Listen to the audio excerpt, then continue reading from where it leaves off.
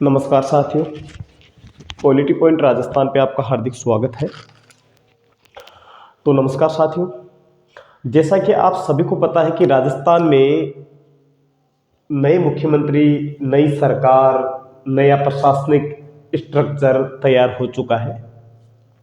हम सभी और मेरे सभी जो महात्मा गांधी सेवा प्रेरक भर्ती से जुड़े हुए साथी हैं, उन सभी की एक ही बात को लेकर चर्चा है कि क्या इस भर्ती का कुछ होगा। फिलहाल सरकार की तरफ से ऐसा कोई आदेश नहीं है। मैं आपको बताऊं कि सरकार की तरफ से कोई ऐसा आदेश जारी हो चुका है, पर उम्मीद है कि नई सरकार का गठन हुआ है। सरकार ने शुरुआती दौर में एक बात कही है कि पहले की सरकार की सभी योजनाओं को जो चली आ रही है उनको भी, और उनकी योजनाओं की हम समीक्षा करेंगे, उनको हम खत्म नहीं करेंगे। पहली चीज तो हमारे लिए ये पॉजिटिव है कि महात्मा गांधी सेवा प्रेरक भर्ती जिसकी हम चर्चा कर रहे हैं, ये भर्ती 50,000 पदों पे गहलोत साहब ने संविदा कर्मी के रूप में, एक बार थोड़ा सा इस पूरी चीज को थोड़ा सा व्यवस्थित रूप में आप समझना। केवल देखो भर्ती का क्या होगा क्या नहीं होगा वो सेकेंडरी चीज है। 50,000 पदों पर इस भर्ती का अपने से आवेदन लिए गए, हमने दस्तावेज दिए। ये जो भर्ती है ये भर्ती है संविदा के आधार पे। एक चीज तो ये ध्यान रखना, ये भर्ती है संविदा की, ये कोई स्थायी भर्ती नहीं थी। दूसरी चीज, ये 50,000 पदों की जो संविदा की भर्ती थी महात्मा गांधी सेवा प्रेरक के स्तर के आधार पे, जो शांति और अहिंसा विभाग जो एक अपना अलग डिपार्टमेंट है, ऐसा भी नहीं कि इनको डिपार्टमेंट तय करना पड़ेगा, इनका डिपार्टमेंट भी है।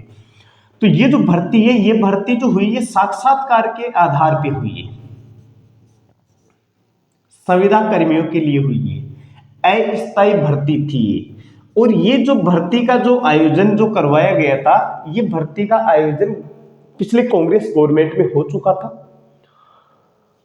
बाकी इसमें कुछ नहीं रहा था, केवल इसका परिणाम आना बाकी था। परिणाम प्लस नियुक्ति, ठीक है।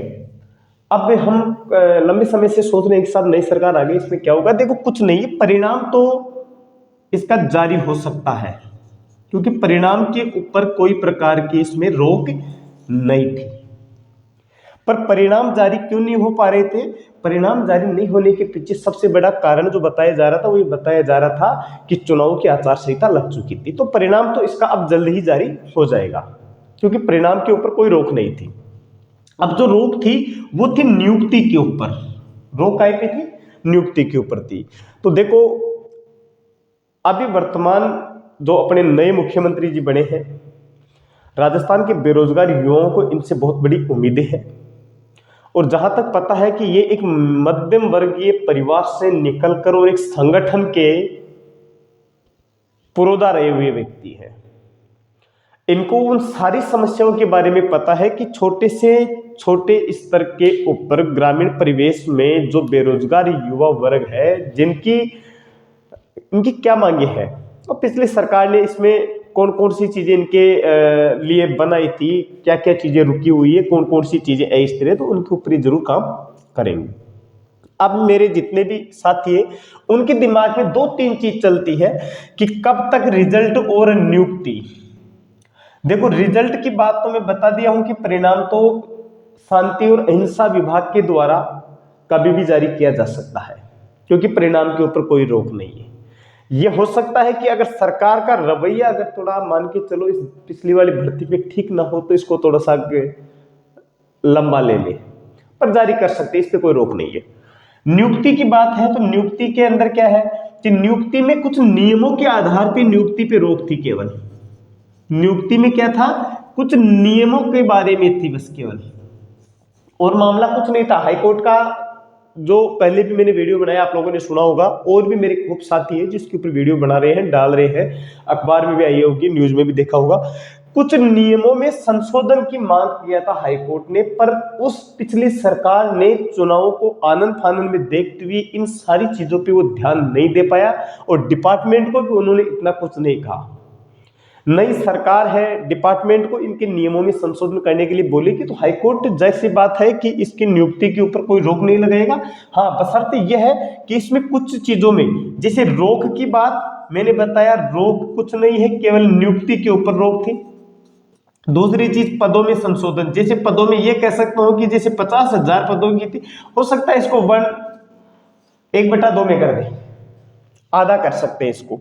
दस्तावेज सत्यापन, कुछ लोगों के मैसेज आ रहे हैं कि साहब हमारा देखो, जिन विद्यार्थियों के साक्षात्कार सरकार ने लिए हैं, जिन विद्यार्थियों ने अपने आवश्यक दस्तावेज सरकार को दिए हैं, सरकार को रिजल्ट जारी करना पड़ेगा, आज नहीं तो कल रिजल्ट जरूर जारी करना पड़ेगा। नियुक्ति का आदेश, नियमों में संशोधन गवर्नमेंट का काम है, अभ्यर्थियों का काम थोड़ी है। अगर नियम सही नहीं है तो सही बनाओ, रिजल्ट भी जारी होगा, नियुक्ति भी मिलेगी। पर थोड़ा संशोधन हो सकता है इसमें। अब संशोधन में क्या होगा कि जैसे एक तो पदों के अंदर कुछ संशोधन की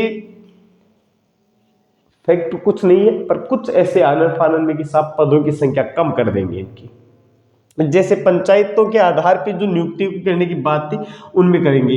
अब जब ये पद आते हो जाएंगे तो इसमें दो प्रकार के जो व्यक्ति हैं, एक तो साक्षात्कार में जिन लोगों का बेस्ट परफॉर्मेंस था,